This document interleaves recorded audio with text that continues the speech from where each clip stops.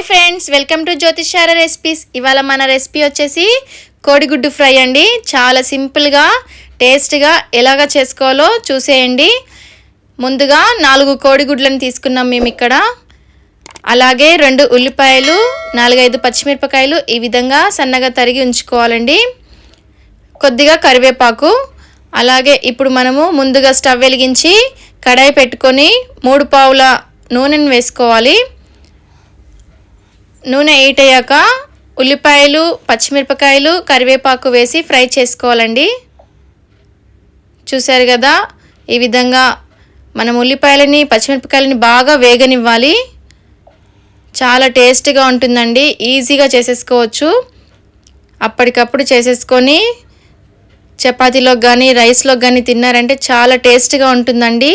ఈ recipe skip చేయకుండా చివరి వరకు చూడండి. ఇలా వేగుతున్న దాంట్లో 1 స్పూన్ అల్లం వెల్లుల్లి పేస్ట్ వేసుకోవాలండి. అల్లం వెల్లుల్లి పేస్టు పచ్చివాసన పోయేంత వరకు బాగా కలుపుకుంటూ ఫ్రై చేసుకోవాలి. 1/2 స్పూను పసుపు వేసుకోవాలి. అలాగే రుచికి సరిపడంత ఉప్పు వేసుకోవాలండి. మేము ఇక్కడ 1 స్పూన్ ఉప్పు వేసాము. అలాగే 2 స్పూన్లు కారం పొడి వేసుకోవాలి. 1 స్పూన్ ధనియాల పొడి వేసుకోవాలి. మొత్తం అంతా కూడా బాగా కలుపుకుంటూ ఫ్రై చేసుకోవాలి. ఇప్పుడు స్టవ్ని సిమ్లో పెట్టేసి కొద్దిసేపు ఫ్రై చేసుకోవాలి. 5 నిమిషాలు వేగాక ఈ విధంగా మళ్ళీ కలుపుకుంటూ ఇలా వేగిన దాంట్లో మనం తీసుకున్న 4 కోడిగుడ్లని పగలగొట్టి వేసుకోవాలి. ఇలా పగలగొట్టి వేసుకొని కలపకుండా 5 నిమిషాలు మూత పెట్టి ఉంచాలండి. 5 నిమిషాల తర్వాత మనం మూత తీసి చూస్తే ఈ విధంగా ఉడుకుతూ ఉంటుంది. ఇప్పుడు మనము ఈ కోడిగుడ్లని మెల్లిగా తిప్పుకోవాలి.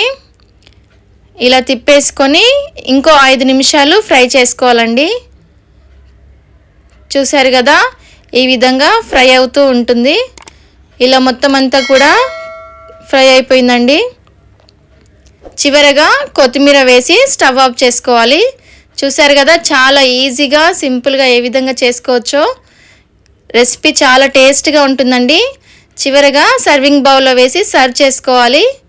అంతే, చాలా టేస్టీ అయిన ఎగ్ ఫ్రై రెడీ అయిపోయిందండి. మీరు కూడా తప్పకుండా ట్రై చేయండి. అలాగే మీ ఫ్రెండ్స్కి, ఫ్యామిలీ మెంబర్స్కి షేర్ చేయండి. మా వీడియో నచ్చినట్లయితే లైక్ చేయండి, సబ్స్క్రైబ్ చేసుకోండి ప్లీజ్ ఫ్రెండ్స్. Thank you.